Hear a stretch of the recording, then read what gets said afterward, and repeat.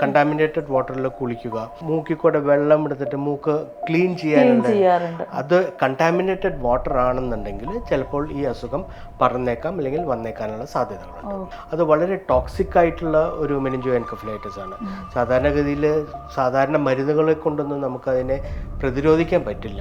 എമീബിക് meningo encephalitis എന്ന് പറയുന്നത് mainly 2-3 amoeba കൊണ്ടുണ്ടാകുന്നതാണ്. Naegleria അല്ലെങ്കിൽ എൻറ്റമീബ എന്ന് പറയുന്ന 2 ഓർഗാനിസം അല്ലെങ്കിൽ എമീബ കൊണ്ടുണ്ടാകുന്നതാണ്. ഇപ്പോൾ മെനിഞ്ചൈറ്റിസിലെ ഏറ്റവും മാരകമായിട്ടുള്ള ഒരു ഫോമാണ് എമീബിക് മെനിഞ്ചോ എൻകഫലൈറ്റിസ്.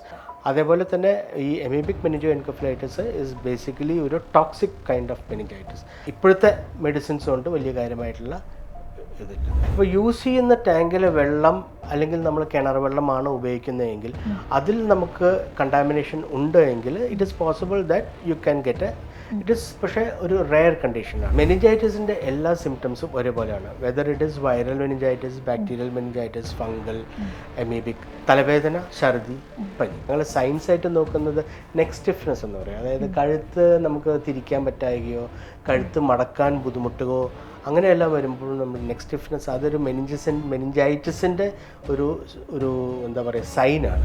കണ്ടാമിനേറ്റഡ് ആയിട്ടുള്ള പൈപ്പോ അല്ലെങ്കിൽ കിണർ വെള്ളമോ ഉപയോഗിക്കാതിരിക്കും. അപ്പോൾ prevention is better than cure എന്ന് മാത്രമല്ല, prevention is cheaper than cure also.